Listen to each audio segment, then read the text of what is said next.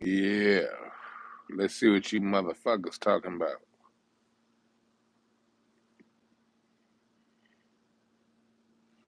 What y'all talking about? Late night Q&A tip on a waxing full moon evening.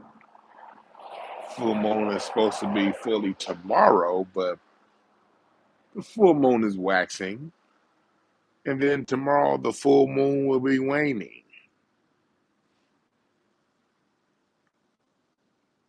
Who's up in this chat room? Who's up in this motherfucker? What y'all talking about? Y'all see the moon?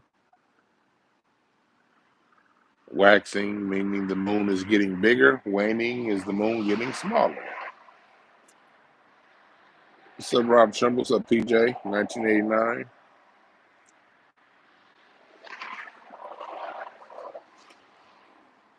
Yeah, what's up, Quan S? Eric Velli.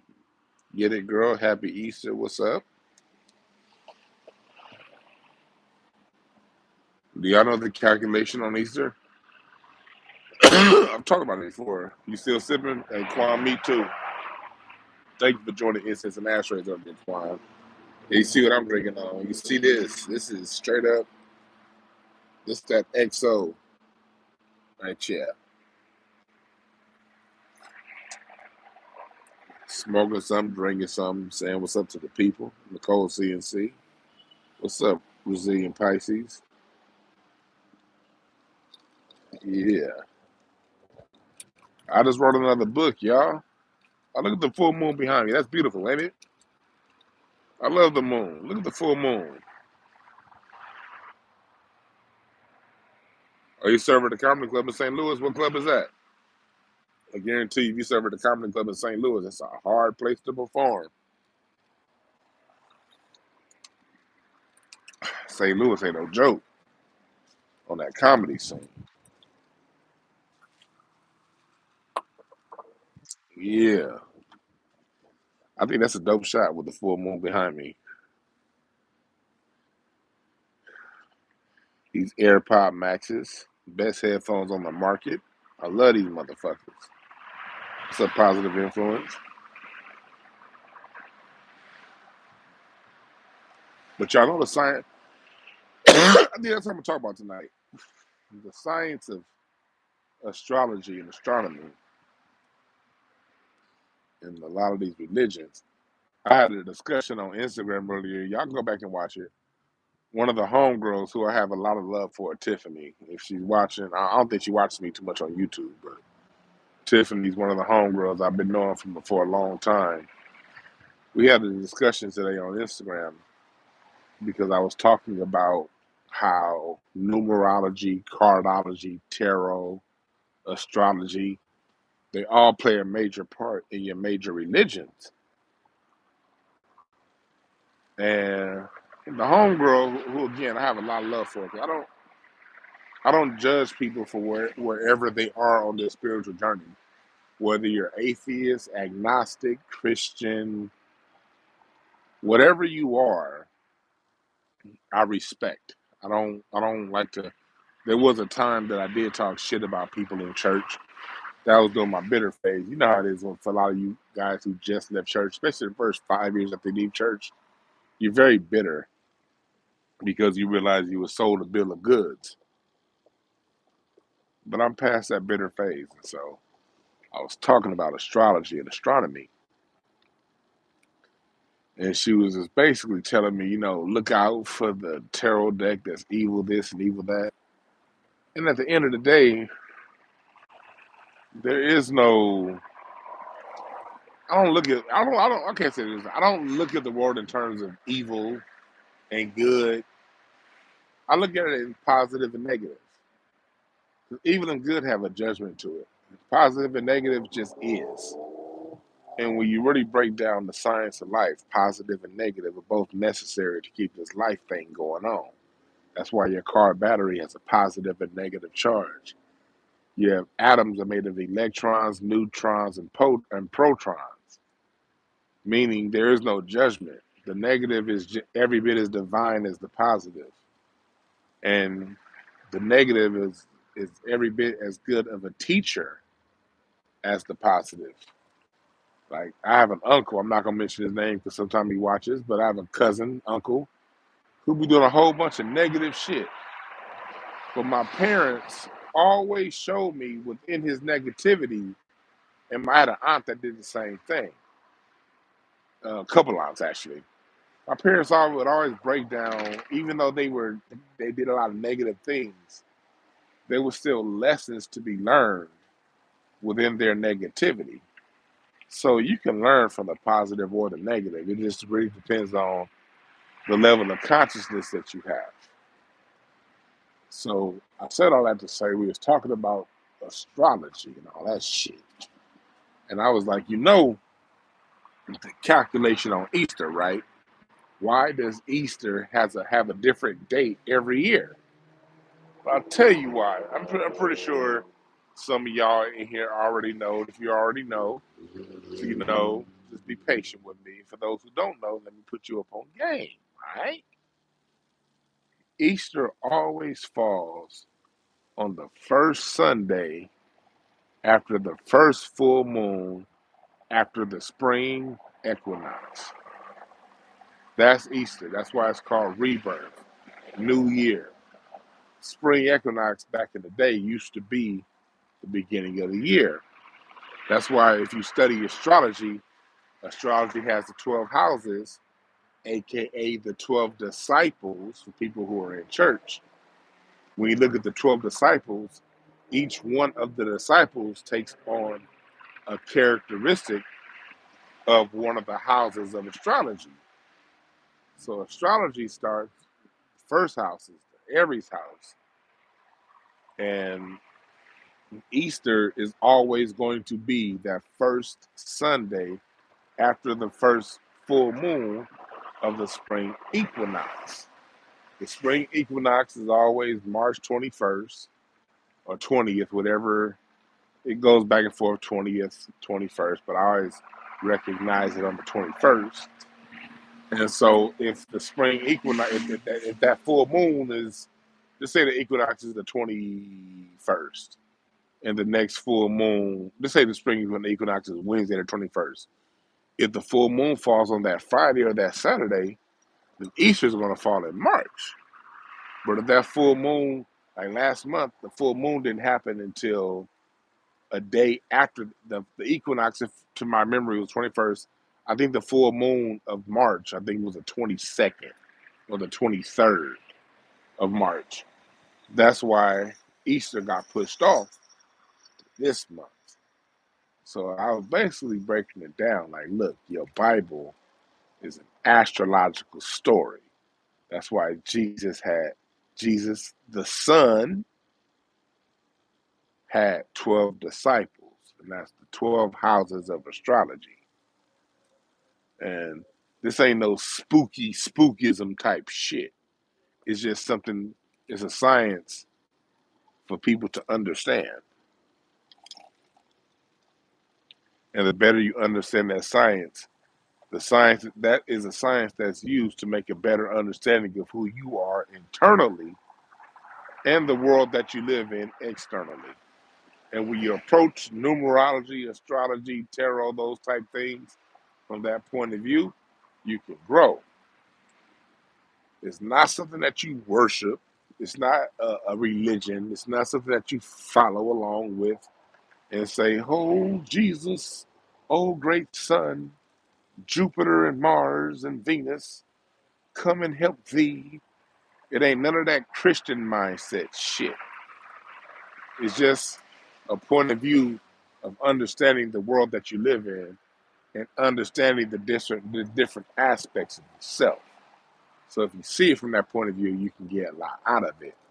But if you see it from the point of view of something to worship, something to follow, something to deify, then you miss the whole fucking point. You dig? You said you're gonna get a comedy thing a shot. What's up by the time? You say you don't get a comedy? Give it a shot, but let me tell you something. Let me tell you something about comedy. Comedy is something that if you're going to give it a shot, if you're going to be good at comedy, you got to really dedicate yourself, especially those first 5 years. You got to give it 3 to 4 nights a week, 3 to 4 shows a night, sometimes 7 nights a week. I look at Tony Baker. Y'all know Tony Baker from all the the stuff that he's on now, those videos. I remember Tony Baker. He was about 5 years into comedy when I first got started. But I remember I used to see that nigga on stage. He would do 4, 5, 6 shows a night for like 6 days a week. He was always on stage. Me personally, I was 2 to 3 nights a week. Not back then. I was like 4 nights a week, 3 shows a night. But that's the kind of dedication it takes to find your voice on comedy in comedy. So if you're willing to put that kind of sacrifice, you'll be a great comedian. Don't worry about it if you aren't good at first. Don't worry about that. If you're not good your first year, don't trip. This is my advice. Keep getting on stage. Keep figuring out how to make how to make people laugh. And if you had a dedication, you'll be good, all right? Hopefully that gave you some help. What's up, P.L. White? Yeah, the Zodiac is real.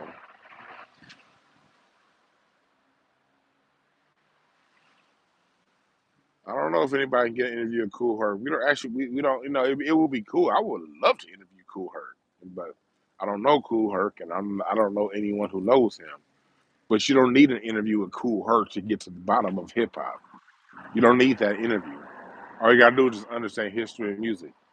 If you understand jazz, if you understand bebop, if you understand blues, if you understand soul music, R&B, rock and roll, then you totally understand how hip hop is a child of all of those forms of music. There's no argument. But there's only argument if you don't understand the music that comes before hip hop. That's the only time it's an argument. And that's something I would always voice concern with when it came to a lot of hip hop guys. Like, look, hip hop is a child of the blues. And if you don't understand that, it'll be easy for people from other cultures to siphon off our music. There's nothing going on in hip hop that wasn't going on in any previous form of music. Every form of music that black people create, we create a style. There's a certain style of dress that goes along with that form of music. There's a certain lingo, way of speaking that goes along with that music. There's a certain style artwork that goes along with that music because album covers in our culture have always been a big thing. The album cover would always tell the story of the music. So there was always a certain style of art that comes with our music. There was always a certain style of dress that comes with our music. And our music, when it comes out, has always been revolutionary. Like when you look at bebop. See, nowadays, when you see people take for instance, Malcolm X. We see the suits Malcolm X wore with the Nation of Islam. Single-breasted suits with a skinny tie. Guess what that was in the 1950s? That was called the bebop style suit. Because in the 40s, and that came around in the 40s and the 50s. Because in the 30s, you had them zoot suits, those pinstripe shorty suits from Malcolm X, the movie. Remember he was shorty? Those suits signified the swing era. That was a style of dress for the swing era. So when bebop came around, they said, we're not going to do none of these old loud-ass pinstripe suits with the wide shoulder pads. We're going to make the suits a little more narrow. We're going to make them single-breasted. We're going to have these glasses that have these big old, huge, round circles and bifocals. And that's going to be the look for bebop. Bebop had its own style of language. That's where you get people saying, man, look at this cat over there. What's up, cat daddy? You know, that's the bebop lingo. Bebop had his own way of dancing. So What we find in hip hop is just the newest form of some old shit. So we don't need to speak to Cool Herc. We just have to understand our culture. And once you understand your culture, hip hop fits right in with the blues, the jazz, and all of the other forms of music that come before it. History resolves the mystery. Let me say that again. History resolves the mystery. When you understand the history, there is no mystery. There's only a mystery when you don't understand the history. You dig what I'm saying?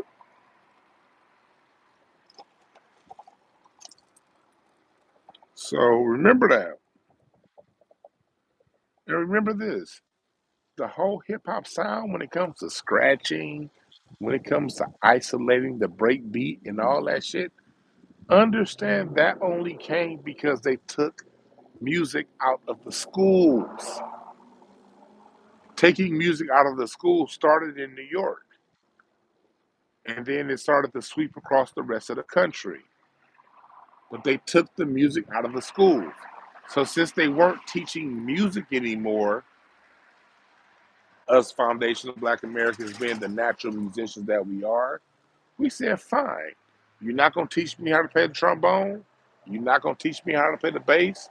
You're not going to teach me how to play the drums. I'm just going to take this music that's already good, put it on a turntable, and blend it. I'm going to blend chic with a chic hook, with a jazz, with a Miles Davis bridge, with a John Coltrane theme layered over a funk beat. That's all. That's the only reason why the DJ became so important in our music, is because they stopped teaching us music. Had they kept teaching us music, the DJ would have never taken over the bandstand. So when you're talking about hip hop and the DJ, remember this: that is a condition of the circumstances we were placed in. A condition. Remember that, all right? Some good ass.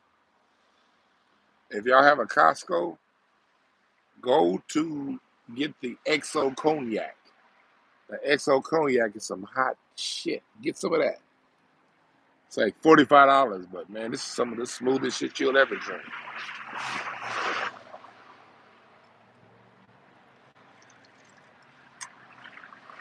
Yeah, but like I said before on this show, well, like on one of my Q&As, hip hop had to separate itself because the grown people, the old people, were shitting on hip hop. They were saying hip hop ain't this, hip hop ain't that, it ain't shit, that ain't real music. So the young people, in defense of the art form that was true to them, sort of separated themselves. It was the baby boomers that sort of started the generational divide, which, it happened to them. The people who were into the blues wasn't fucking with funk and disco. They were like, I'm listening to BB King and Muddy Waters. That funk and disco ain't real music.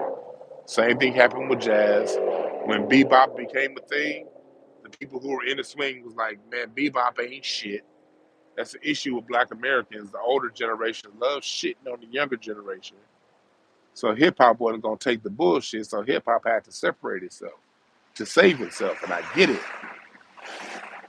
But nowadays, the hip hoppers are the elders, so it's no need to play that saving yourself game anymore. That was okay when the hip hoppers were teenagers.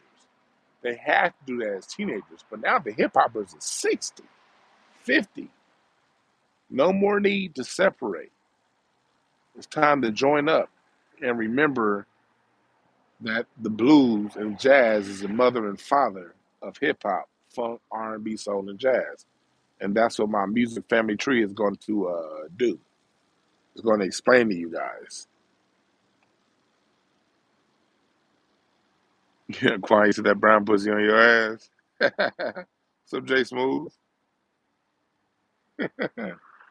Quan, y'all was funny as hell in Incense and Ashtrays today. Well, y'all be killing me in that chat room. For those who don't have incense and ashtrays, download that mix down. We just did a mix down tonight. I introduced some music to a lot of people that that inspired a lot of music that comes out today. So go and download incense and ashtrays. Quan over here talking about something 38, 28, something like that, 43. I was like, God damn. I love black people. Shit. I love my black people. I love y'all. I love y'all. I love us. I love us. Did I ever smoke moon rock? Yeah. I was on the moon rock when it first dropped. Come on now. I'm from LA. I don't even do moon rock anymore. Because moon rock was getting me too spaced out. I like smoking a lot of weed, but I gotta stay focused. I gotta be on my grind. Like I gotta win. Like I'm a winner, dog. Like for real, for real. The moon rocks was kind of like laying me out. And when I was on the moon rocks heavy, it was just like shit. I was too high to do anything. I wasn't good for nobody when I was on the moon rocks. So I haven't done moon rocks in about 2 years. But I'm not saying I won't, because like right now it's kind of springtime. But when the summertime coming and warm up, and I don't have shit to do, I'm gonna do some moon rocks. I'm gonna do some moon rocks. Quan, you funny as hell.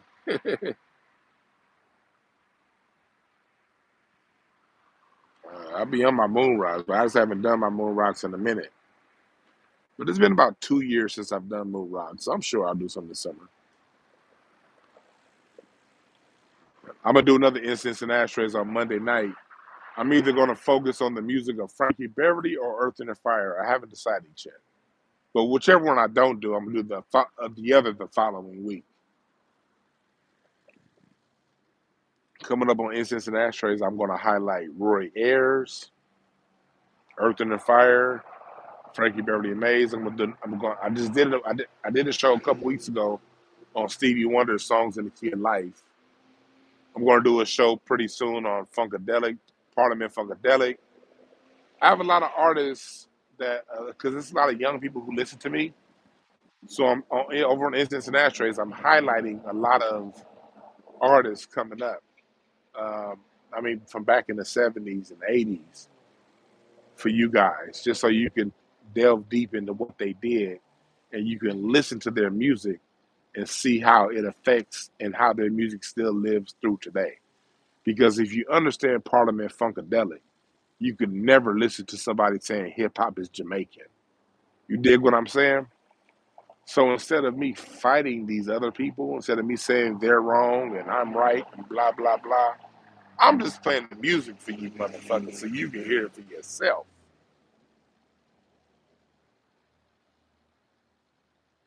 What up, RL? I don't do Wally Gibson, I don't do debates. I'm not going to debate Sly and Family Stone or Prince. No, there is no debate in music. That's the Eurocentric mindset. I know I probably need to break this down a little more, but in order for you to truly understand, I encourage you to read Civilization or Barbarism by Dr. Sheikh Anta Diop. The, the African, aka the black man, has a different mindset than the European man. The European sees things in a hierarchy, 1 through 10. The black person, the aboriginal to the earth, we see things through a plateau. A plateau meaning, like if you're ever driving, if you're in California, or if you're in Arizona, if you drive through Arizona, you'll see a bunch of mesas. The mesas were built through the ice age receding from Arizona. And a mesa is basically a mountaintop that's flat at the top. There's mesas if you ever drive down I-17 in Arizona from Phoenix through Sedona, you see a bunch of mesas on the left hand and right hand side of the freeways.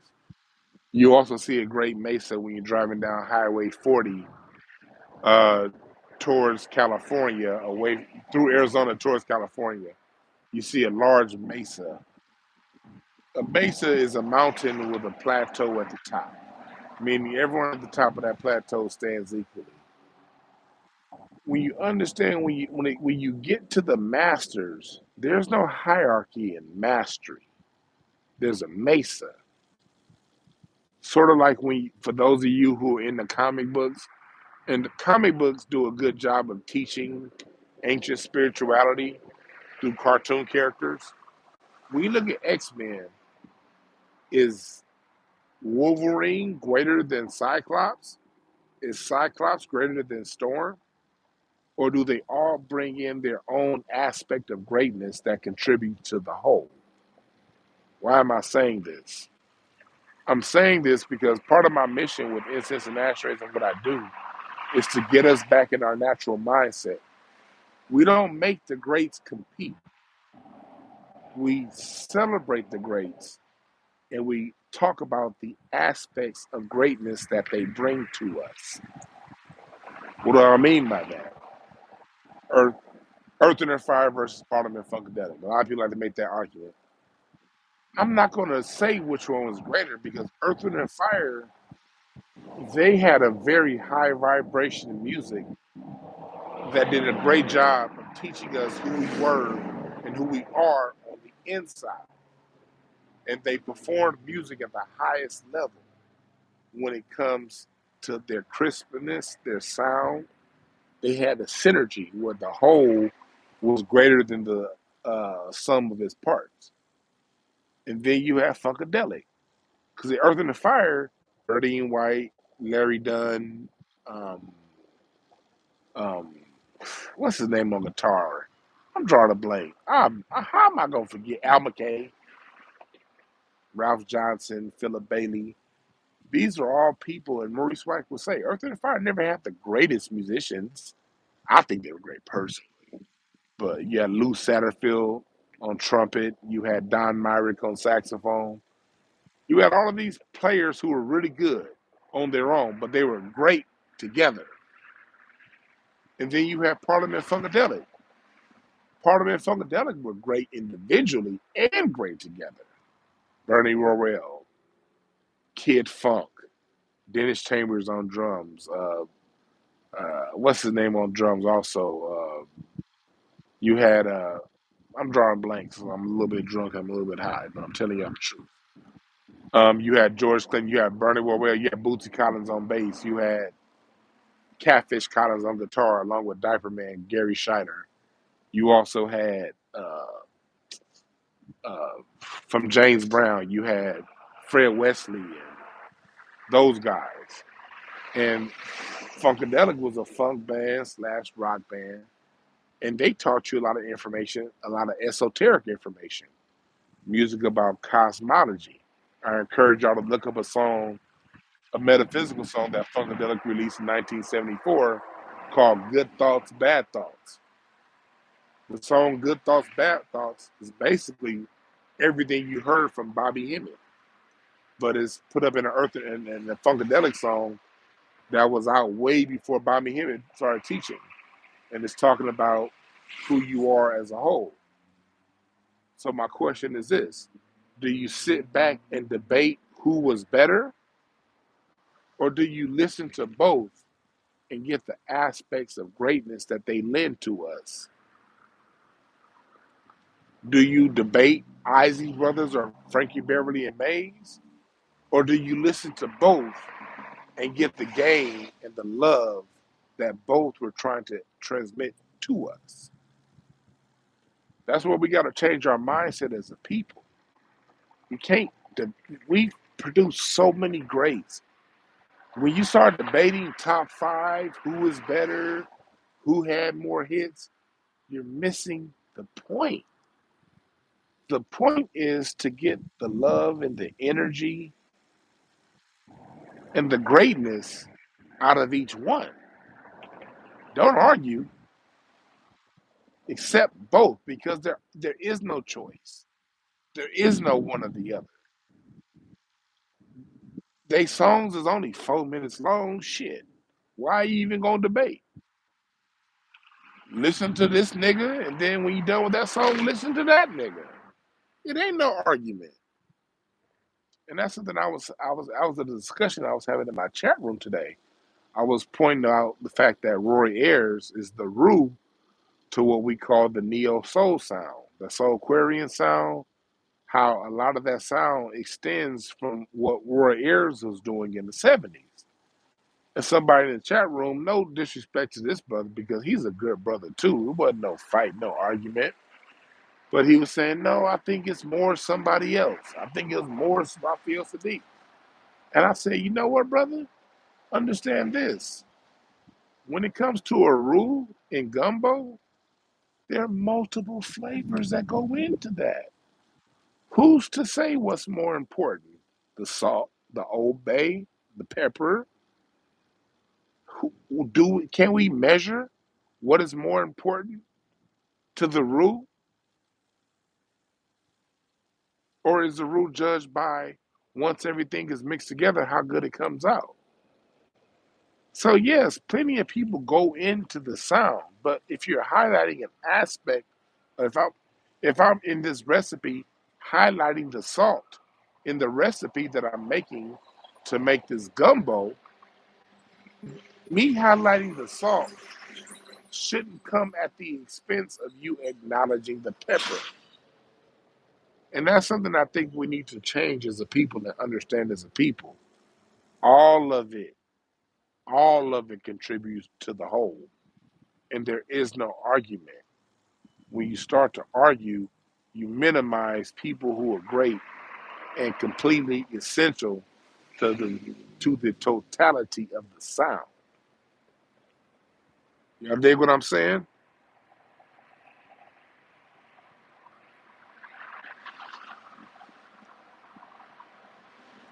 So that's something that we have to look out for. What's the best concert I've ever been to? Oh my God, I don't even know where to start. That's a great question, dude. Shit, me and the wife, this is back when I was single and my wife was engaged before I got with her, with somebody else. It just didn't work out, but we've been best friends we've been friends since 1993. So we started going to concerts together in 1999, the year we graduated high school. The day before she went off, I started off at Santa Monica College, and I went to Cal State Northridge, and that's where I got my degree. But my wife, she went straight to Duke. And the day before she flew off to Duke, we went to go see Maxwell at the Universal Amphitheater, August 7th, 1999. I never forget the day because I liked my wife in middle school. I had a crush on her in middle school and high school, but she wasn't paying me no mind. So that concert was the first time we ever really got to kick it one on one. That was a great thing. But the downside was, hell, she was going to Duke tomorrow, and I wasn't about to have no long distance relationship. So we started out as concert buddies long before we got together. So that Maxwell concert was great, and then in 2000, when she came back on summer break from Duke, we went to go see Erica Badu, Common, and Bilal at the Universal Amphitheater. And then 2 weeks later, we saw Lucy Pearl with D'Angelo. That was a great show. Shit, me and the wife saw Chick Corea at the Hollywood Bowl, and my favorite song from Chick Corea is a song called Spain. If y'all go back and listen to my last Incense and Ashtrays that when I broke down jazz, I played the song Spain. At that show, Stevie Wonder and Shaka Khan came on stage at the Hollywood Bowl to play Spain with Chick Corea. That's near the top. Then you got Essence Fest 2004, I think it was, when you had Frankie Beverly and Maze close the show out. That was one of my Kim opened that show. That was one of my favorite shows. And then Essence Fest 2010. That's when Charlie Wilson. It was Raphael Sadiq, Charlie Wilson, and Janet Jackson closed out the show. That's near the top. There was a show I went to in 2018 with Robert Glasper, R&R Plus Now. It's a super band, but they have an album called Choreologically Speaking if you into jazz. But that particular live show at the Fonda Theater, that was one of the greatest shows I've ever seen in my life. Erica Badu last year, the Hollywood Bowl was great. Black movie night at the shit. Me and my wife, over the years we've been friends, we've been to no less than 1,000 concerts, and I say that easily 1,000 because in the summertime we go to at least one show a week in the summertime, and we've been doing that shit for 20 years. Sometimes 2 and 3 shows a week.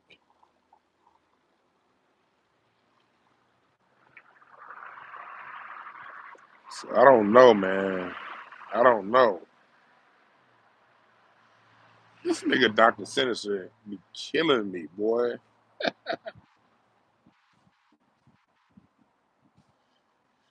You saying what happened? Why don't we have anything close anymore? What do you mean by we don't have anything close?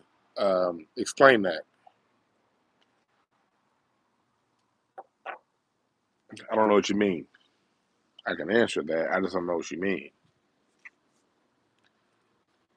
Look at that full moon behind me. That shit is beautiful, ain't it?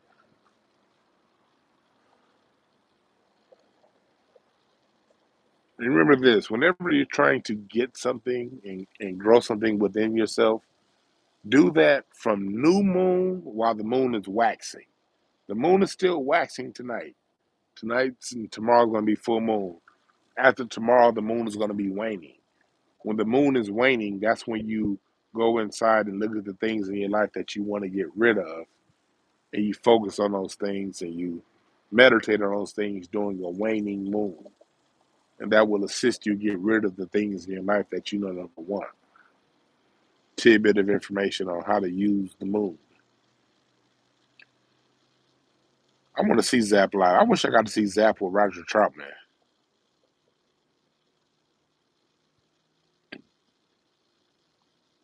That's right, Quan. Neo Soldier's the hot sauce. See, we as a people, we got to stop fighting, man. Like, we as black, foundation of black Americans, man.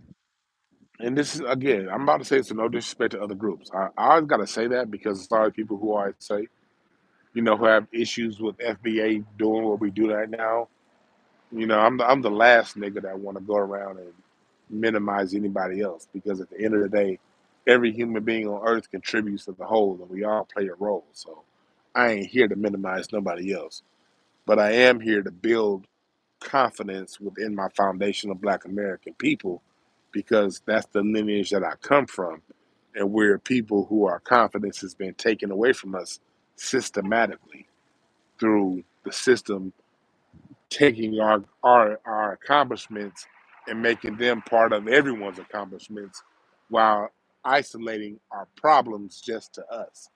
So since that is something that the condition that the system has that has the system has put on my people, part of my job is to help tell the story correctly. So when I say foundational Black Americans, that doesn't come at the disrespect of non-foundational Black Americans. I love you motherfuckers too from the bottom of my heart, especially if you on cold. But to my foundational Black Americans, we really, really, really got to get away from all this competition shit. This competition shit is what allows other cultures to come in and amalgamate what they did to what we do. As long as you niggas is arguing top five and who's better this, who's better that, that's just opening the door for other cultures to come in and say, hey, we created this shit. This is ours. Gatekeep the culture. Gatekeeping the culture comes down to all of us together. We got to gatekeep the culture as a unit. You know?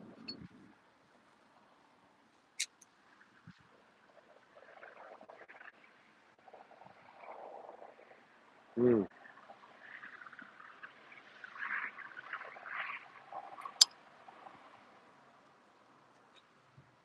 What's up, Amar Woods? I appreciate that, G Shakur. Man, I just got a love for my people. I just got love for. I don't want to all lives matter this shit, but I have a love for humanity, man. For real, for real. I just got love and a passion for people. I'm the first one to say I really don't give a fuck what color you are. If you have a heart to be a better person, I'm with you. But at the same time, I know the world that I live in. I live in a world that tries to minimize what my black people have done, and I live in a world that tries to get me as a black man to separate myself from my people, and I don't like that. So I have a special love for my people because I live in a world that does everything it can do to separate me from my people. I live in a world that does everything it can do to minimize my people's accomplishments. I live in a world that does whatever it can do to other the greatness of my people while making my people face the brunt of everything bad. And I don't like that. I don't like that at all. So because of my love and my compassion, that's what God, because really all the shit that I teach, let me tell you the truth. Let me tell you niggas the truth. Everything that I talk about as far as my knowledge of history, my knowledge of music, I didn't start this shit to be a teacher. I didn't think I was no fucking teacher in the 90s. You niggas know that they was trying to put me in special ed my whole fucking life. My GPA in middle school, high school is a 2.5. I graduated college with a 2.0 on the dot. Nigga, school was a struggle for me. I'm a dyslexic ass nigga. But I would always ask questions in school. What about black people? I loved history class. But y'all know when y'all had y'all history books, they would show you all of Europe. But then when they had like North Africa on top, like it would show you France, Belgium, Spain, Germany, and all the different European countries. But when they had Africa, it was just a big old brown thing, and it was just like, okay, yeah, basically like that shit down there didn't exist, and we ain't even gonna tell you about the Americas. The Americas ain't even gonna come up in history class, not until goddamn 1492. And so, really, my research of history, my research of music, started just as a love thing. Like I was trying to find out who the fuck I was. I wasn't doing this shit to teach. I was doing this shit to discover me. And like I have a passion for music. My dad was always somebody who watched documentaries. When I was a kid, my dad was good for watching PBS documentaries and this and that.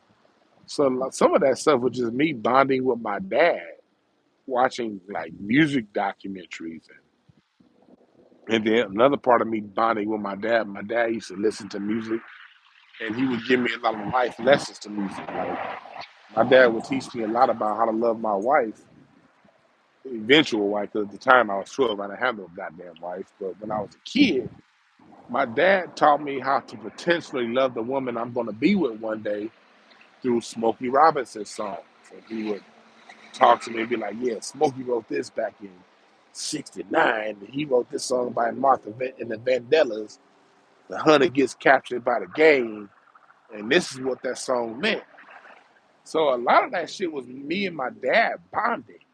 It wasn't me trying to be nobody's fucking teacher.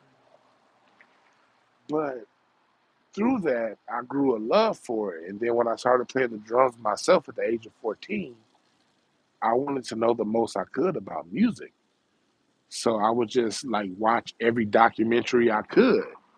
So that was all information for me. This is something I've always done just because I'm a curious person. I'm a king of clubs. You know what I mean? That's part of my what I do as a king of clubs. It's part of what I do. King of clubs for those people who understand cardology, you know what I mean. For those who don't understand cardology, I will be doing lessons in the future on that. But anyway, I'm a and on top of that, I have mercurial energy. The Mercury is the planet of communication.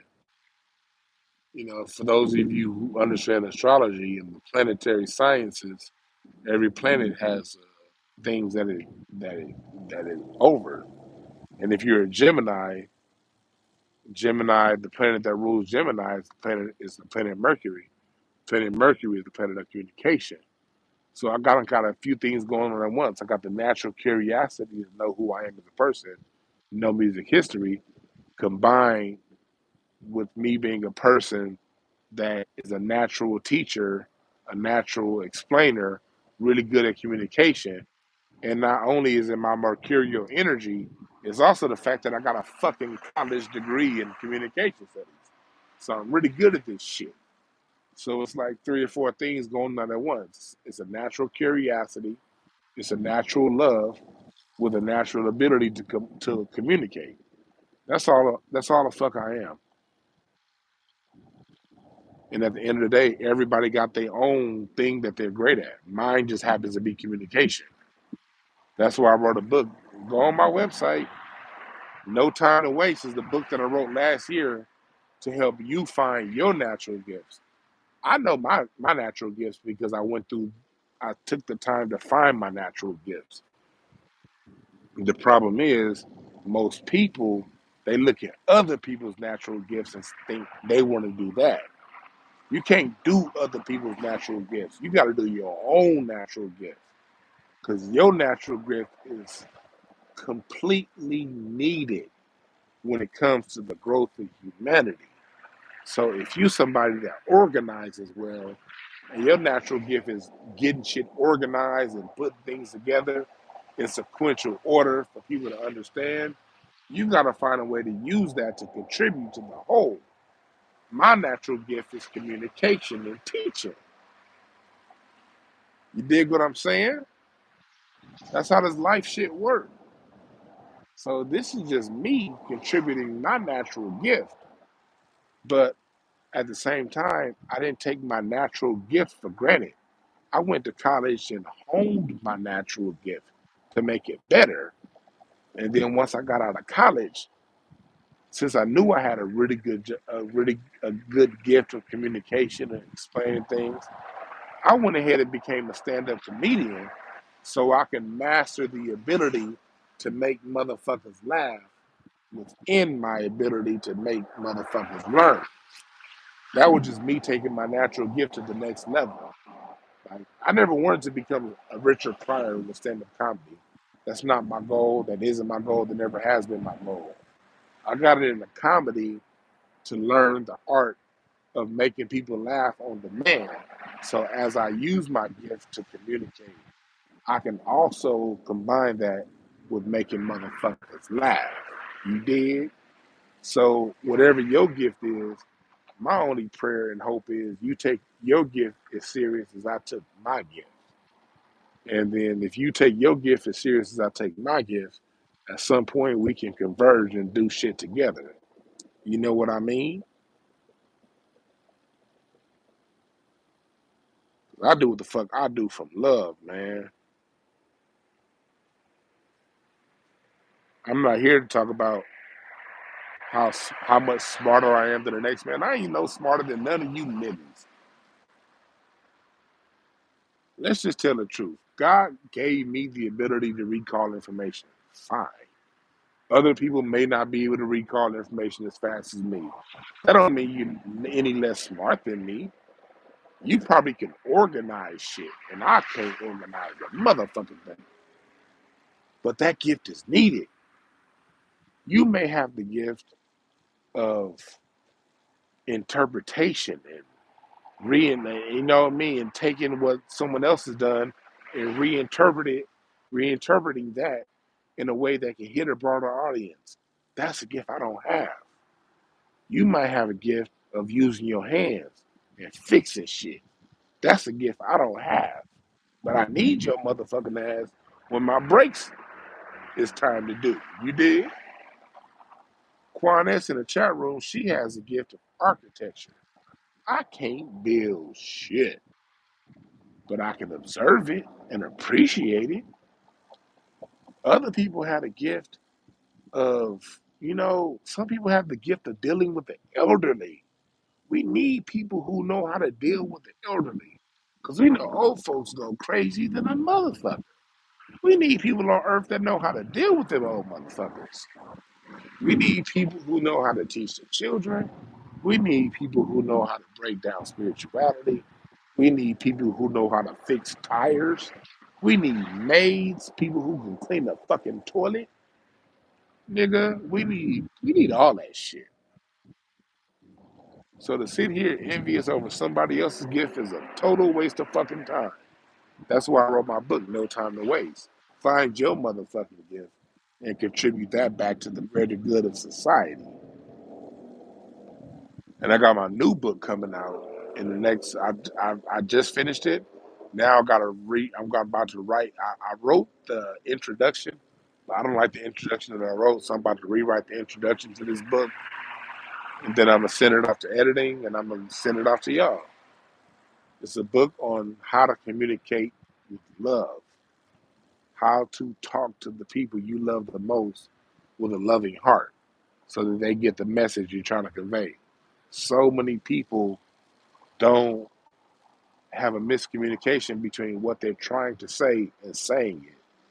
So this book that I just wrote is breaking down to all of you how to convey whatever you need to convey to the people that you love from love so that they receive it with love. Because when people receive, God damn it,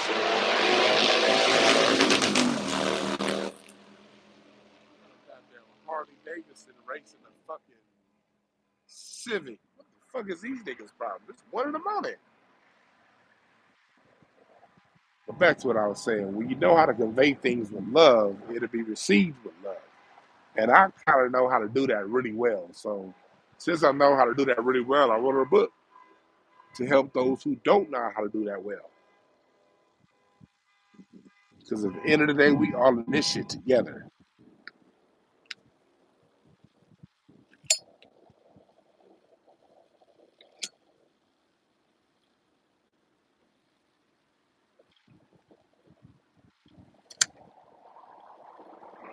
Talking to you niggas so much, I let my joint go out.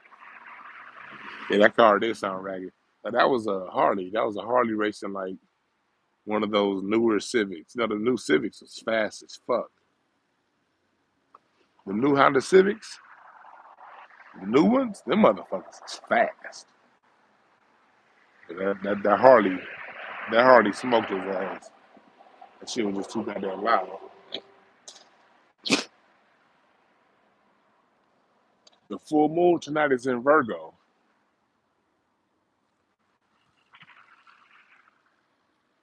Something about them Virgos. You said your Clippers got kicked out the playoffs? Fuck the Clippers. But no, I can't say it. Well, I don't have any kinship to the Steve Ballmer Clippers. Back when Donald starting on the Clippers, I had season seats back when Chris Paul with Lob City, Vinny Del Negro, Chris Paul, Blake Griffin. I had season seats that season. Friends and family access. That was a fun season because Lamar Odom was on the Clippers that year. Chris Paul, Grant Hill. That was Grant Hill's final season in the NBA. I used to go to every. I went to every game that season when I had friends and family room access. I used to see Donald Sterling, old ugly white ass, all the time. Chris Paul too. Chris Paul's a hella cool dude, man. Every time I see Chris Paul, it's always love. It's good to see him doing what he's doing in Phoenix. Because Blake Griffin used to let his ass down every year in the playoffs with the Clippers. People really thought Blake Griffin was that dude. Like I was telling people all the time, even back then. Blake Griffin ain't shit. This shit's all Chris Paul. And you see, I was right. Ever since Chris Paul left, Blake Griffin ain't being shit. Chris Paul still doing Chris Paul do.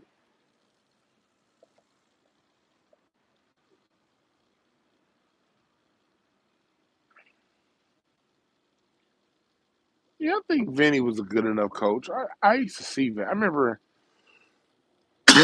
my issue with Vinny was some of the sets that he run. Like that offense was all Chris Paul. Vinny didn't really do like I had a homeboy that was on the team back then. Vinny didn't run too many sets. Vinny would basically say, "Chris Paul, do what you do," you know. But I do think Vinny should get another shot. I think Vinny Del Negro does a shot at a coaching gig in the NBA. I think he does.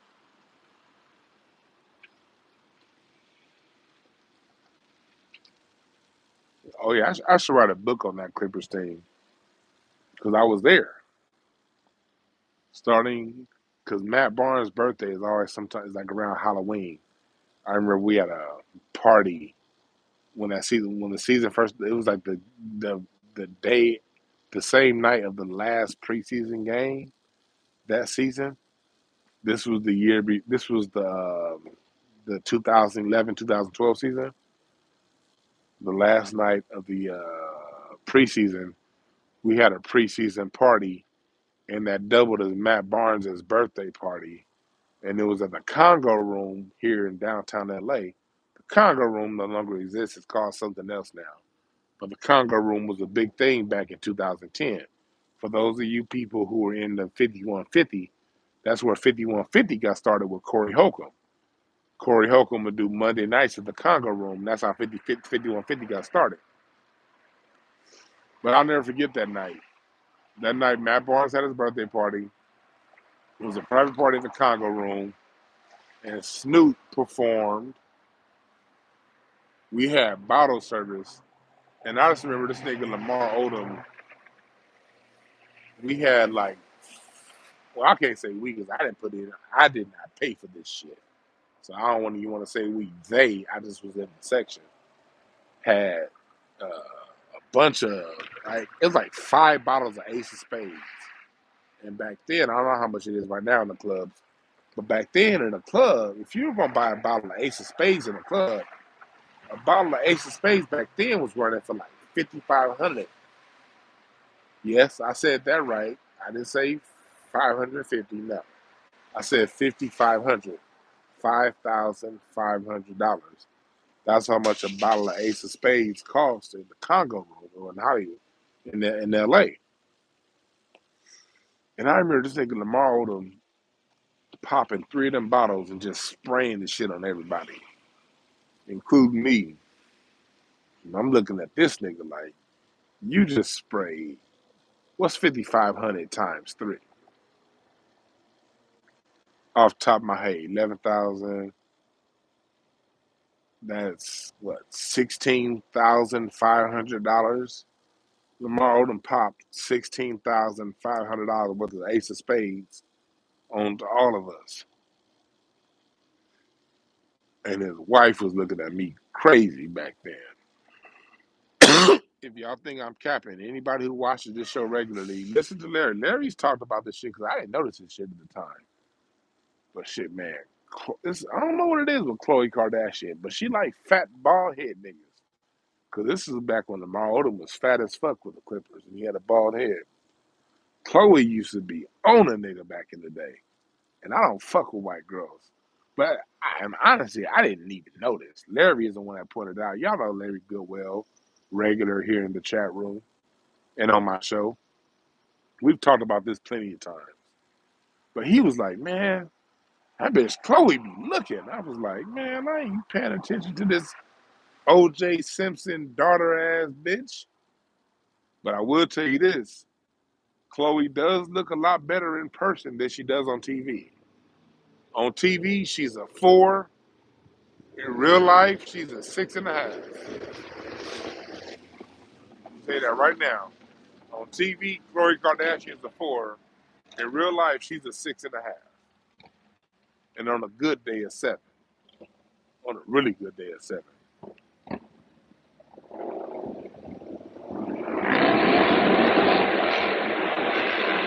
You say that'll give me punch.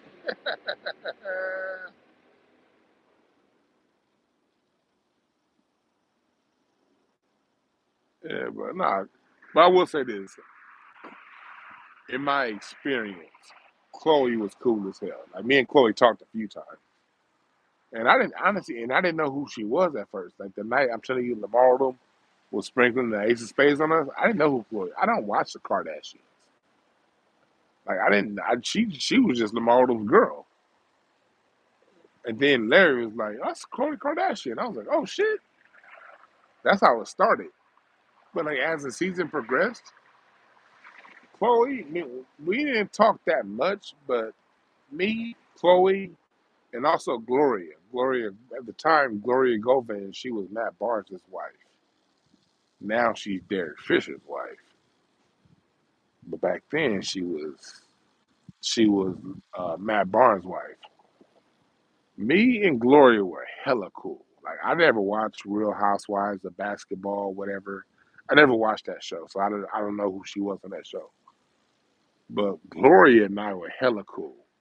And as a matter of fact, y'all see like a lot of these T-shirts that I have. Gloria actually gave. Let me tell you a quick little story.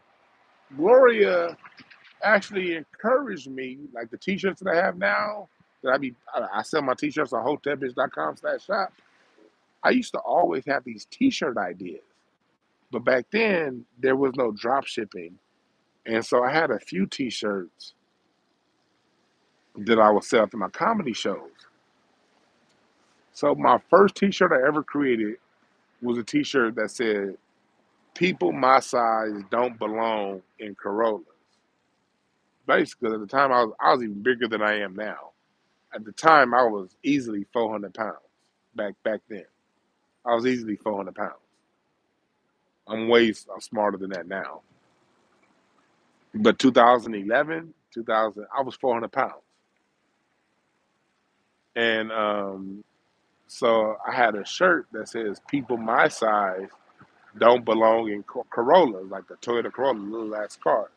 Because the last thing you want to see is a fat nigga in a two-cylinder car. You ever see a fat motherfucker in a 2005 Corolla? They got all they fat meat pressing up against the goddamn glass on the side of the car, eating a cheeseburger, making that big ass king burger from Fat Burger look like a biscuit or getting little fat ass hands. So that was a joke that I had. Fat niggas don't belong in small cars. And on the shirt, I had like this really big dude, like kind of like stuffing himself in the car. So when I printed the prototype to that shirt, I wore it to a Clippers game one night. And this is early in the season. I wore it to a Clippers game, and the first person that said something was Gloria. Gloria was like, she saw the shirt and fell out laughing. Gloria was like, nigga. Well, she didn't say nigga because she didn't use that word about me. But she was like, yo, that shirt is funny as fuck. And so that ended up being my first T-shirt that I created that I used to sell at the comedy shows. But I wasn't sure if people would get it. But when I wore it to a Clipper game and Gloria laughed at me, as soon as she saw me, she was like, yo, big bro, that shit funny as hell. And that gave me the confidence to sell that shirt. Because back then, Dwan 2012 wasn't the confident Dwan that you niggas know now. We all grow. But in 2012, I wasn't as confident in myself as I am now.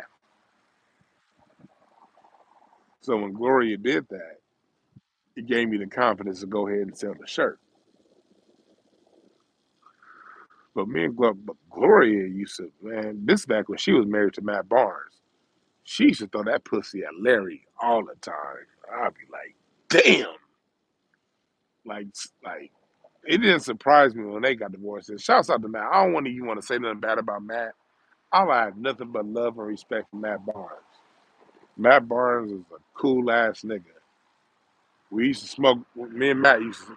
Well, we didn't smoke that much because he couldn't smoke during the season. He would see me and Larry high all the goddamn time and be like, man, fuck. Every game, Matt would look at me and Larry and be like, man, fuck y'all. Y'all smoking and I can't. But as soon as the playoffs came and they were done, the NBA was done with that last drug test of the season, nigga, Matt would get high as hell. Then he come to me and Larry and brag, like, nigga, I got a whole pound of weed. How much y'all got? We'd be like, man, fuck you, nigga. So, but Gloria would kind of be low key disrespectful because she would throw the pussy to Larry. That shit would be funny. And like, but Larry's a respectful dude. We love Matt. Like, we love Matt. So Larry never did nothing with her. Larry didn't really respond. But if Larry Goodwell, y'all know Larry in the chat room, if Larry Goodwell was a sorry nigga, he could have had that. He could have had that. I remember one time we were at this restaurant. It was me, Larry, some other person I won't name, Gloria, and Gloria's sister. At the time, Gloria's sister was married to Gilbert Arenas. Like, Gloria was married to Matt, and Gloria's sister was married to Gilbert Arenas. And we all sat down at the table, and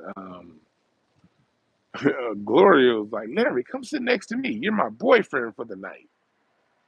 And Larry looked at me like, man, nigga, we cool with Matt. We ain't, nigga, this shit got hella uncomfortable. I'm telling y'all, I got stories. Like, I don't even tell y'all my NBA stories. I more so keep shit stuck to history and current events. But when it comes to like stories with NBA people who are actors and comedians, I got stories. Like, I literally could open up my own lipstick alley if I wanted to. But there's a reason why I don't. I'm a LA nigga. I'm born and raised in South Central LA. Let me tell you something about genuine LA niggas. Not people that moved here when they was 15 or people that moved here when they was 25 to be an actor. Them niggas is different. Them niggas is way different than us. If you born and raised on the soil here in South Central LA, especially if your parents are born here, like my parents are born here, both my parents were born in LA. My grandfather came to LA in 1937, so I've been on the soil for a long time. There's a code of conduct when you're from LA. Seeing these superstars, these celebrities, these Oscar winning actors, these famous comedians and basketball players and football players, that shit's super regular here. Like, if you're born and raised here, you know somebody that the world loves, and you know them on a different level than the world understands them. So being the LA nigga, there's a code of silence. Like, if you speak to somebody genuinely from LA, they can tell you something about somebody famous that you adore. They can tell you a story that you probably don't want to hear. But a genuine LA nigga will never tell you that story because we have a code of silence. We see a whole bunch of shit. We just don't talk about it.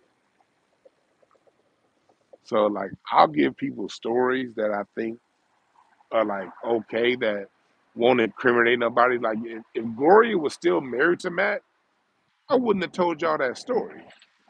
But y'all see the dirty shit she did to him, how she kind of left him dirty and got with his former teammate Derek Fisher. So since that shit happened, I could tell y'all this story. But I never told that story before they got that divorce. Because again, LA niggas have a code of silence. What's up? Nah, you looking for unit E? 29, which unit? Oh yeah, that's upstairs. Yeah, yeah. All right. DoorDash coming for somebody upstairs. I saw a nigga rolling up on me. I'm like, nigga, is this a drive-by? But anyway, if you from LA, it's a code of silence. Like, I could tell you, like, that's why, like, when I listen to these niggas talking about the whole Will and Jada situation, I'm like, you niggas is definitely foreign to LA. Because if you're from LA, you know all kind of Will and Jada stories. To where that situation that happened at the Oscars, that shit was like, okay. To people from LA, you notice me and Tariq had a totally different reaction to the whole Will and Jada situation. All right. Me and Tariq had a totally different reaction to the Will and Jada situation than everybody else in the black media. And like I totally respect everyone else's point of view. Like I like everybody made good points. So I'm not here to shit on anybody else in the black media and their perspective on the Will and Jada situation. I'm not here to draw controversy. I'm not. But it's obvious who's from here and who's not from here. Because if you're from here, you've been hearing stories over the last 25 years that made that whole situation be like, okay, okay, maybe I wouldn't have done it that way, but okay. Versus people who aren't from here, they got a totally different take, and their take is honorable. It's respectable. I understand. Are you ever go, man? Like I understand where those cats are coming from, but if you're from here, you understand that their point of view isn't. It's like okay, it's skewed, it's cloudy, it's cloudy. It's like I get where you coming from, and where you coming from, you make a good point. You make a really good point based on where you come from. But if you from here, you like, nigga, you way off. It's a totally different situation than the point of view you create. But at the same time, I don't expect anyone not from here to understand that. If y'all dig what I'm saying.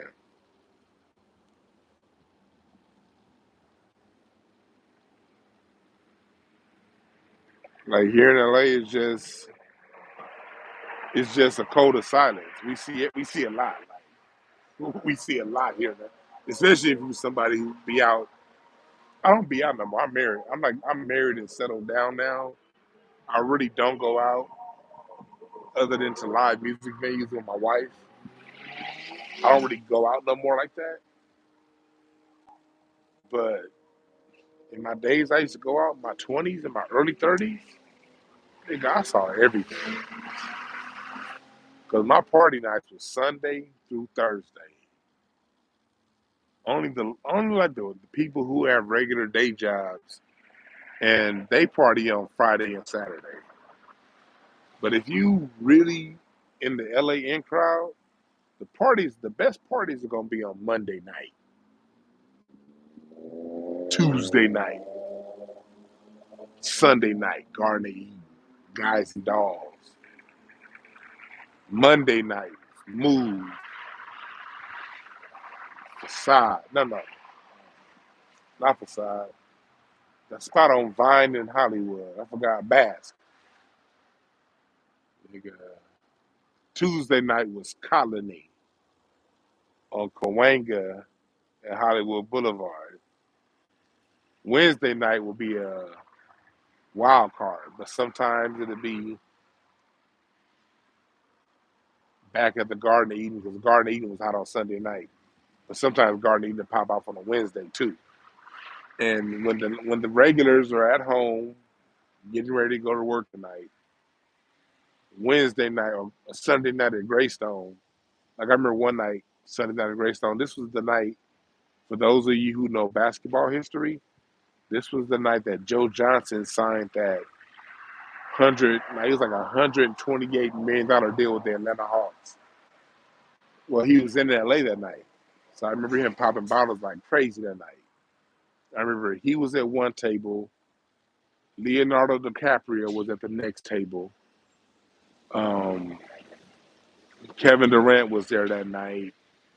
This is back when what's his name in football?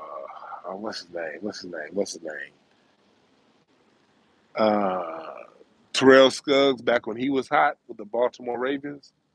He was there that night. Kevin Durant was there that night. Um, oh my God, I can't even begin to now.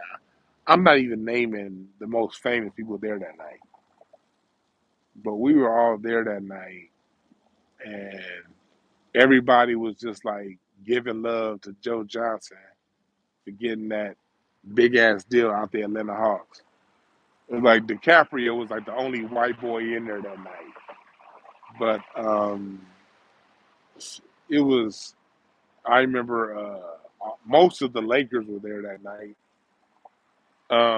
Kendrick was there that night. This is right after Good Kid, Mad City came out. Right around that time, Kendrick was there that night. Game was there that night.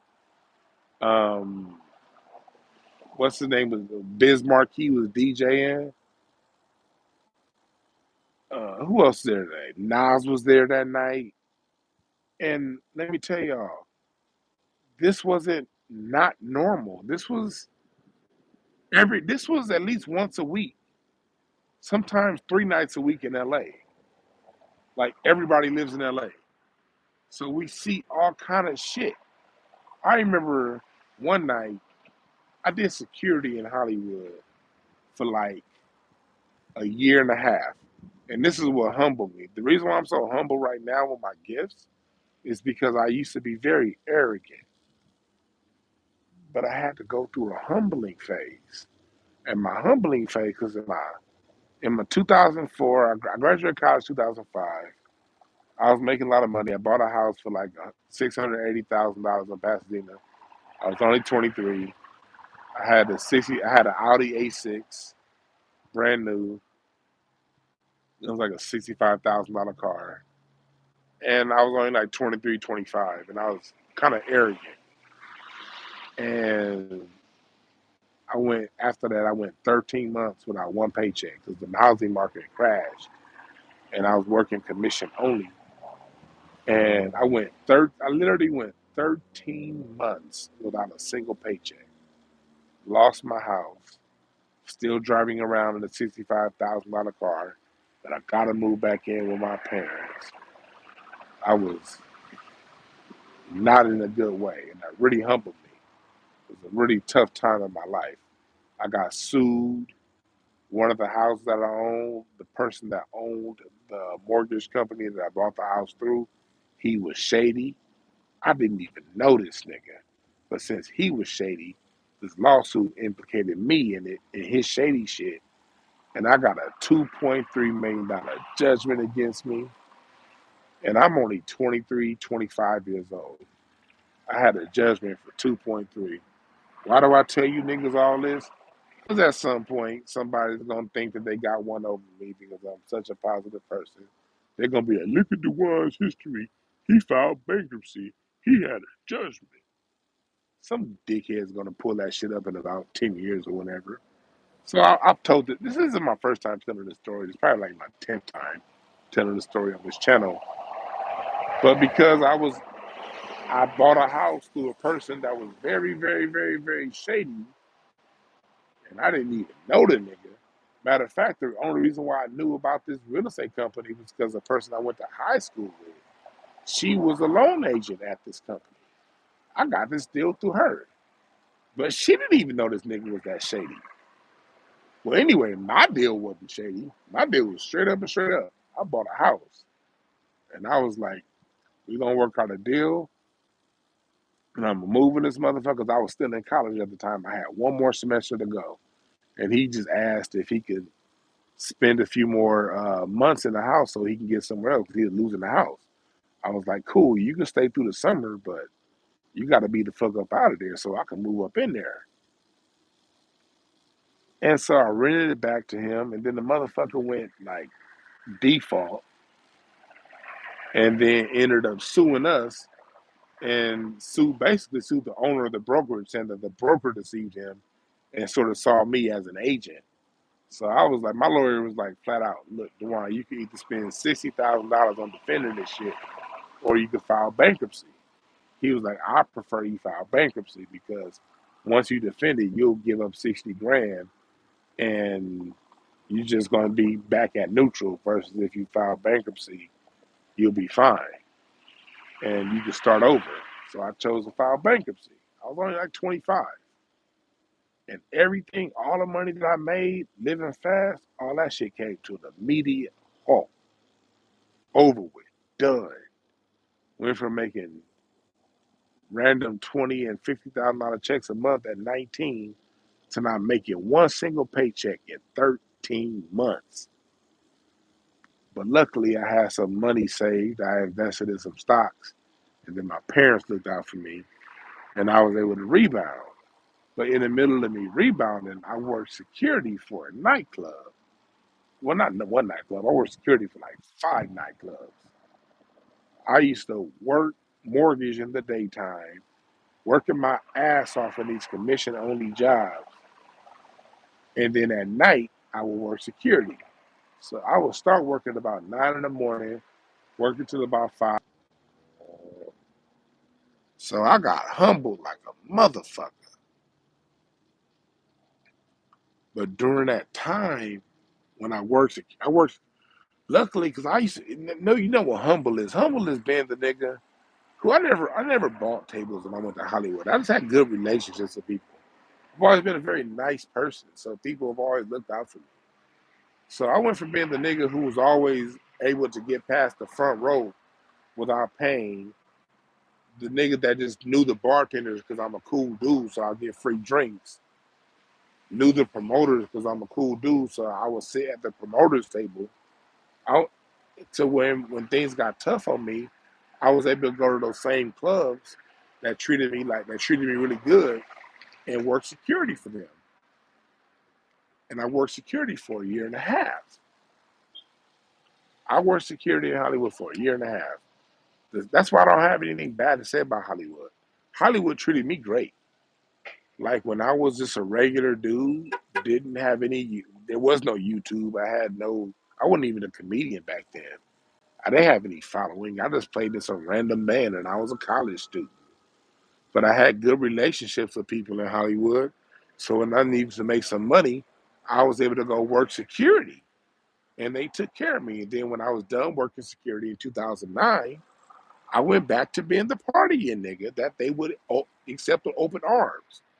So I don't, when people say Hollywood is fake, maybe so, but Hollywood has always been genuine. Hollywood's always been, it just is what it is. And if you're a 100 ass nigga, Hollywood is okay with that. Them niggas may be fake, but Hollywood respects genuine niggas.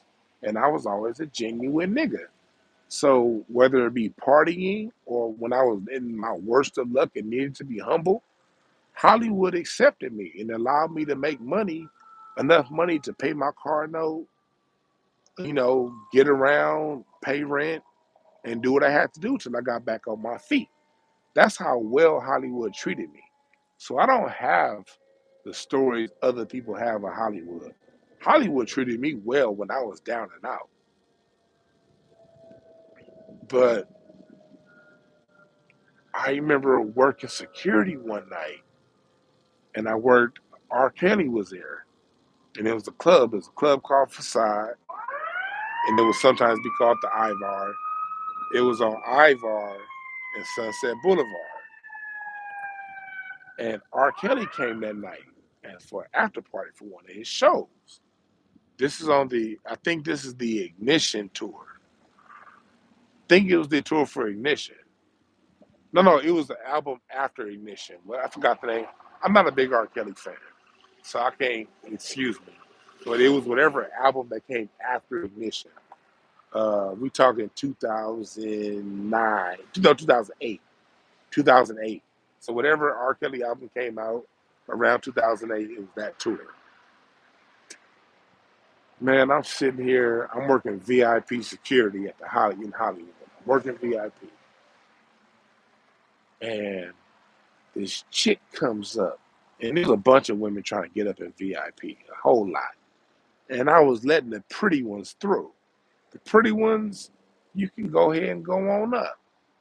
All right, no ill. I'm pretty sure R. Kelly want to see you up there. But then it was all these marginal looking chicks and ugly chicks trying to get VIP too. So this one chick come up to my security post. I'm working the roads for VIP. Man, she looked like Droopy. Y'all remember that cartoon Droopy with them droopy ass eyes? She looked like a ghetto ass Droopy. She come up to me and was like, I want to get up to see R. Kelly. I'm like, nah, VIP is closed. You got to have a wristband. if you ain't got a wristband, you can't get up in VIP. She was like, I just saw you left them other girls up in VIP. Why can't we get up in VIP? I was like, just lady, just chill. I was like, if you ain't got a wristband, y'all can't get up. So what she did was, I felt her put her hand on my zipper. And she put her hand on my zipper and started zipping my pants down. I knocked her hand away. I'm like, man, if you don't get your... And she was like, you gay? You don't want me to do what I gotta do to get in VIP? You letting them other girls through? Why ain't you letting me through? I said, bitch, look at them and then look in the mirror and you tell me why I ain't letting your ugly ass through this motherfucker. Get your hands off me and get your ass out of here. A hard dick and an empty wallet don't make much sense. These shit, I'm like, I don't mind the flirtatious thing, but you can't be a chick that look like Tone Loc and expect to get preferential treatment. Of course, the pretty chicks gonna get. If I let this Ben Wallace looking broad up in VIP, R. Kelly would have been looking at me crazy. And then I looked at her like, and I saw how crazy the women was acting to get to R. Kelly.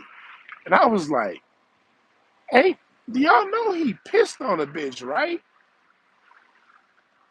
Like, I know the video at the time was 10 years ago, 8 years ago, but y'all know he pissed on a chick.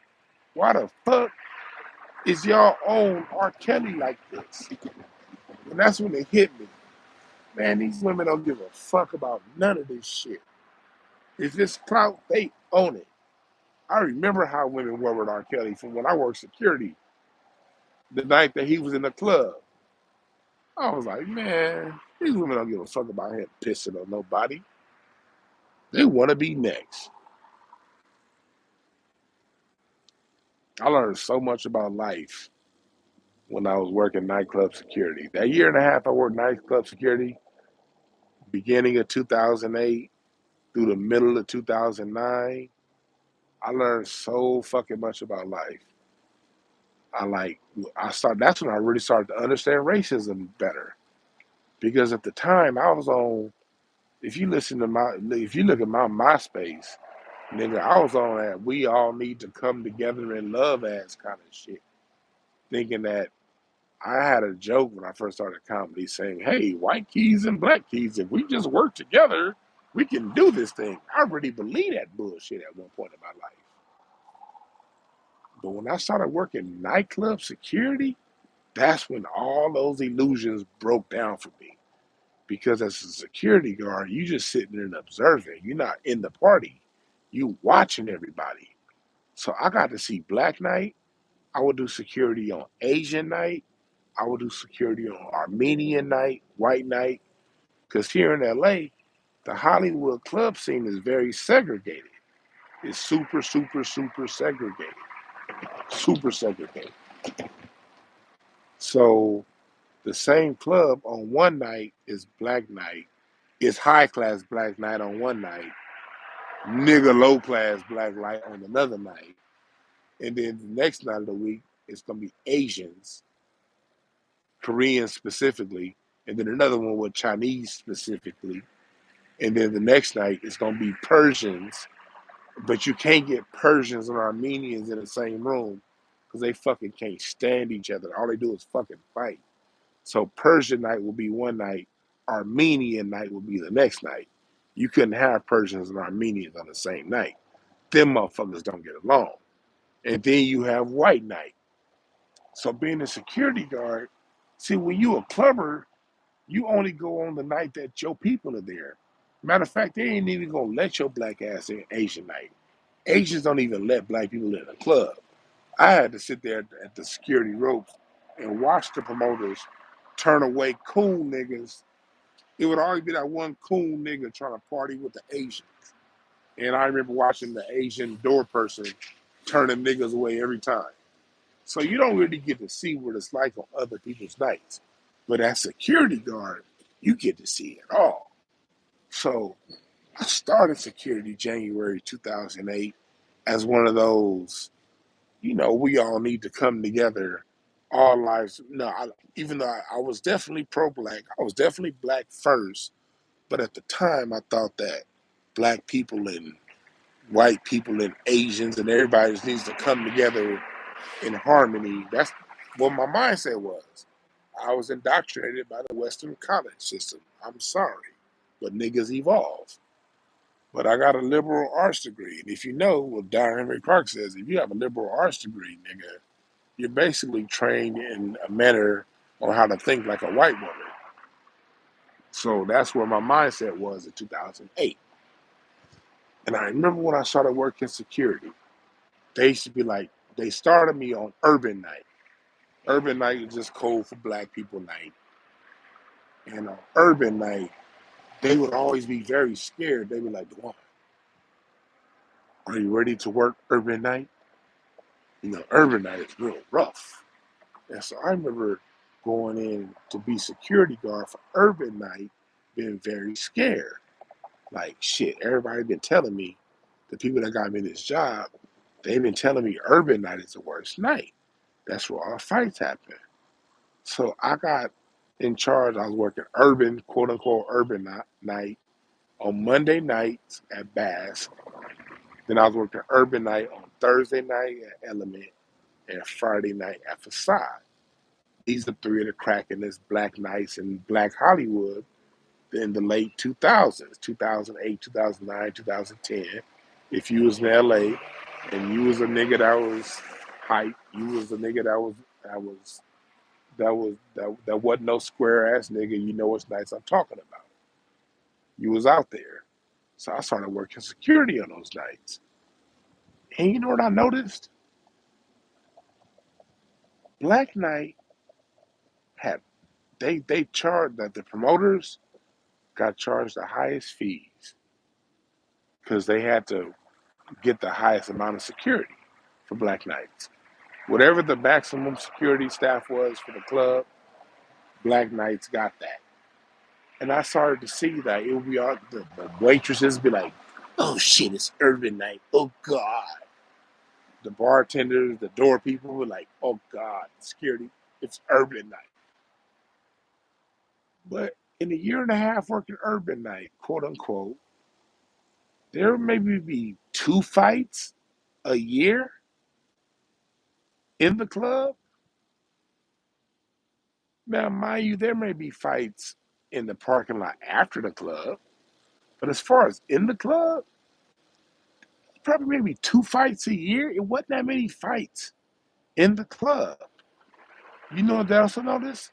The club made the most amount of his money because on Black Night, every table was filled. And let me tell y'all something about tables in Hollywood. The cheapest table, the cheapest table is $750. Most of them tables be like 2,500, 10,000. And every Thursday night on quote unquote urban night at Element, the two $10,000 tables were sold out. So were the $7,000 tables and the $5,000 tables and the $2,000 tables. And then the bar, the Black Night, people are buying Hennessy. People are buying Don Julio. They make the most amount of money and they be the least amount of fights. So I entered being a security guard with the mindset of being scared of my own people because I was once a part of the indoctrination and I believed the hype. I'm not talking to you niggas as somebody who's always known better. I had to learn. I had to allow life to teach me lessons to get to the point of consciousness that I am now. The point of consciousness that I am now is me allowing life to teach me lessons, to know that I don't know it all. And so I entered that whole space thinking one thing, and over a year and a half seeing something different. I got to see that for the most part, my people are my people are peaceful. My people are very patronizing. I used to make the most money on Black Night. Because when I worked security, it was easy. I'd easily make $500 a night in tips. If I made 1,500, that wasn't out the norm because niggas wanted to smooth with the VIP. So if I would see two niggas that want to get in the VIP, they would easily slide me $100. Cool, let's go. Go right ahead. If I'm working the ropes and you want to skip the line, black people never had an issue dropping 100, 200 in my hands to get past the line or to get in VIP. So on Black Night, I knew I was gonna make at least $500 on a Friday night in tips. I got to see we were generous. I got to see that we never really had to break up fights unless the fucking DJ was playing. What up, blood? What up, cuz? What up, blood? What up, gangsta? Now when they play that shit, then it'd be like, oh, nigga, why you playing that, nigga? You know these niggas is gonna fight when that song come on. Or fuck them other niggas because I'm down for my niggas. Them songs, okay. It might be a fight tonight. But it was rare on Black Night. Why am I saying this?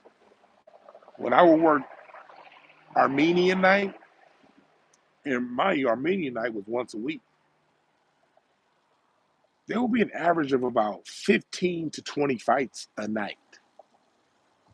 Them motherfuckers could not handle their liquor, and they fight all night. But instead of the club charging the promoters with maximum security because of so many fights, it would be like, oh, these are just Armenians. So instead of a staff of 20 to 25 security guards, we only have 12. And these motherfuckers is fighting every 15 minutes. The Asian night, you can guarantee book 10 fights a night, usually 15, because them little motherfuckers couldn't handle their liquor. Asian night or Black Night might start slow, and Black Night don't get really crowded until about midnight. Asian night, them niggas is they line up around a block at 9 o'clock. So when the club open at 10, this shit is packed. Matter of fact, we'd open the doors at 9:30 and start letting them in. But by 11 o'clock, them Asians is done with their liquor. They can't handle their fucking liquor. Give me 10, 15 fights a night. Wouldn't nobody say nothing. White night, they fought the third most. Armenians fought the most. Asians fought the second most. And then white night, minimum 8 fights a night, usually 8 to 12. And they be the most wackest, weirdest fucking punk ass fights of all time. But it'd be 8 fights a night. But when white people fought, when Asians fought, when Armenians fought, the reaction amongst the bartending staff and security guard would be like, oh, these guys are just crazy. But mind you, these motherfuckers will fight every week. We can literally go from January to November with no fights happening on Black Night. But December 1st come and a fight happens. Oh, that's why I hate Urban Night. Urban Night is so bad. Oh, all these black people do is fight. So you know what happened? When I had an epiphany about 9 months into doing security, a lesson I learned in my degree in communication studies in college. Confirmation bias. Confirmation bias. That the definition of confirmation bias got sunk in as a security guard in Hollywood. People have their biases, and it doesn't matter how often they don't see it. All they need is for it to happen once, and it's going to confirm whatever it is they're predisposed to believe. So with everyone running around saying Black Night is this, Black Night is that, Black Night ain't shit, it could be a whole fucking year without a fight. But the minute one fight happens, it just confirms everything bad people have to say about black people. Yet on Asian night, white night, Armenian night, it could be a fight every fucking day. The whole is never grouped. They're treated as individuals. Black people are treated as a collective, and we're judged by the worst amongst us. And so that experience, along with Obama being in office and me being hopped up on that Obama Hotepish and seeing him not being who the person he said he was, those two experiences happening at the same time in my life is what really solidified my mindset into the black first mindset that I have now. This shit was through life teaching me some motherfucking lessons and me learning from life and not being stuck on my beliefs. Fuck being stuck on a belief system. Let life teach your ass something and see what you think on the other end of that. That's how I evolved to how I think now. This shit was an evolution, nigga.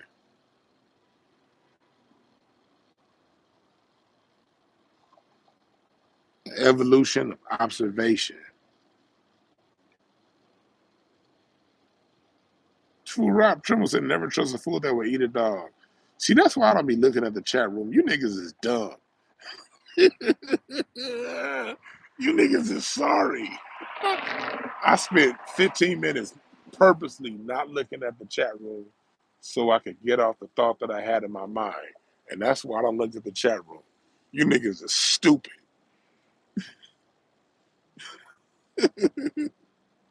Niggas says super predators can't hold their liquor. See, this is why I don't be looking at you niggas in the chat room. Y'all ain't shit.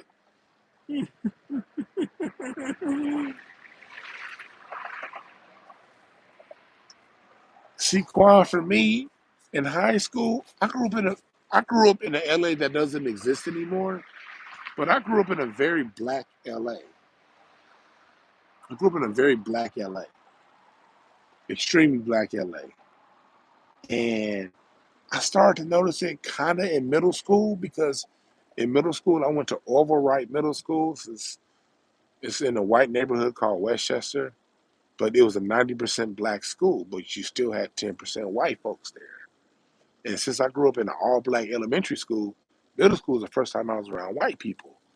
And I remember in the sixth grade, all of my wife is like been a big ass like melting pot, like the whites and the blacks. Like we played basketball together. We was hella cool. But I remember all the white friends I was cool with when the seventh grade came, half of them started acting different. It was almost like we weren't friends at all. Like we never knew each other. Like who the fuck are you?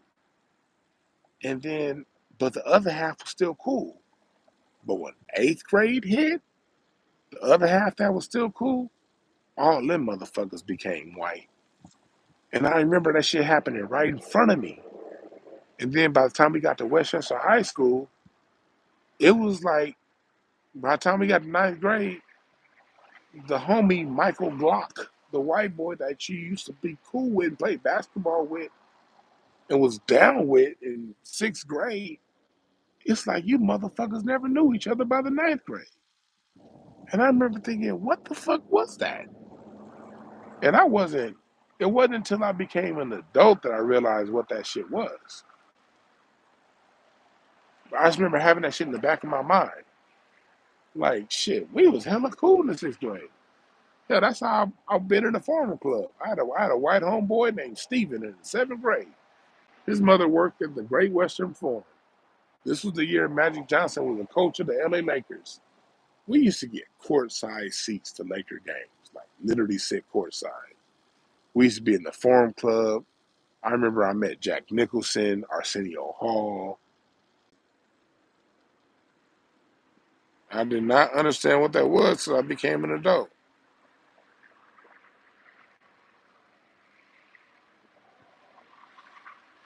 That shit over here getting frozen. I forgot. I don't even know where I left off on here.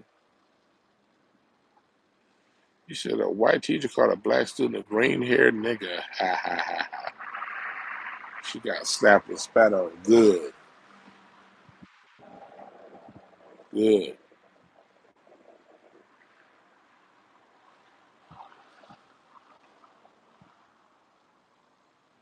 good. I remember we had a teacher that got beat up. Miss Holt. She was my homeschool teacher, my home class teacher. She got beat up with a two by four. That shit was funny as fuck. I didn't see it, but I heard the stories. You know, black girl's named Portia. This is seventh, eighth grade. Miss Hope got beat up. I don't know what she said, but a girl found a 2x4 and walloped Miss Hope with a 2x4.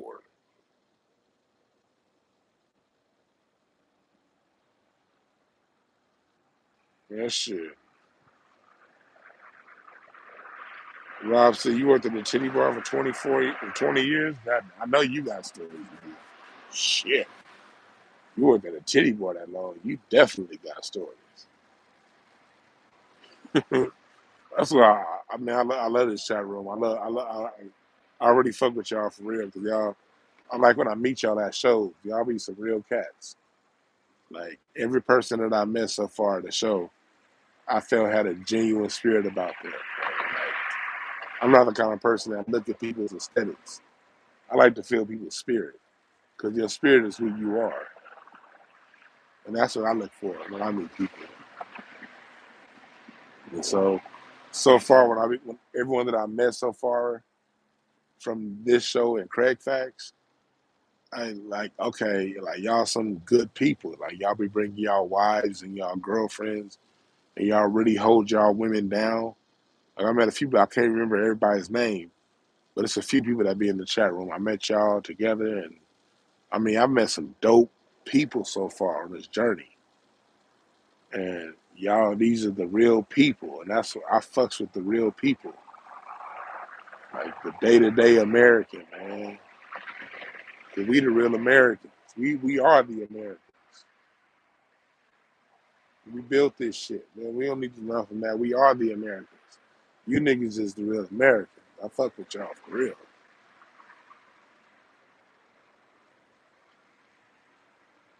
You got to catch a show. I missed doing it. I gotta get back on stage and do some stand up comedy. I haven't done any stand up in about 2 weeks. I love doing it. Craig Facts this past Saturday was so fun. The venue was dog shit, but it was still fun. Like when we did Craig Facts live, it was a venue that allowed us. The venue allowed us to smoke. So it was one cat. I forgot his name. He be in the chat room. I forgot his name in the chat room though. He was sitting there and but I was on the end, and his girl, I could tell my weed smoke was bothering her, and I ain't no asshole. So I looked over at her. I could just feel her spirit, and her spirit was kind of like, man, this weed is fucking with me. And I looked over. I said, is this weed bothering you? And she was like, no, no, it's not bothering me. It's not bothering me.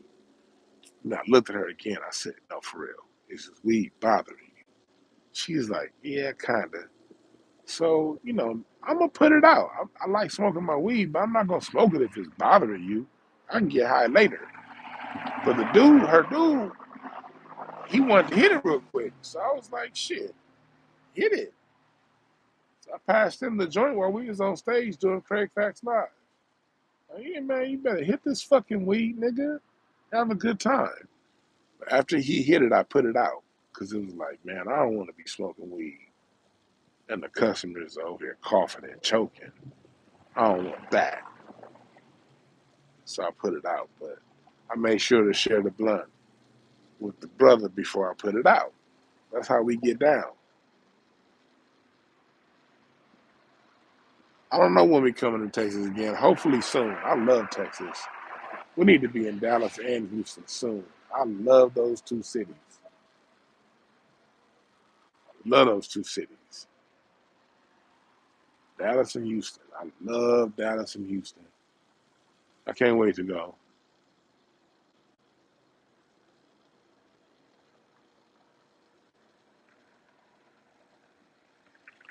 I'm about to get the fuck on out of here.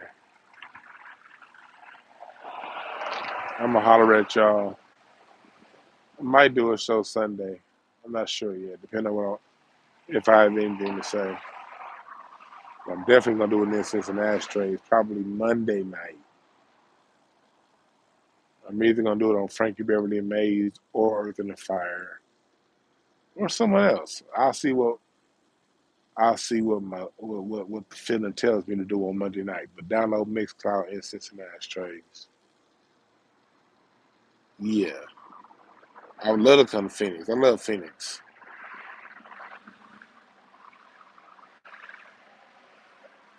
I gotta hit up Craig. I know Craig says Sacramento and San Diego probably the next two shows. Man, but I would love to do Phoenix. Well, much love to y'all. Y'all have a good one.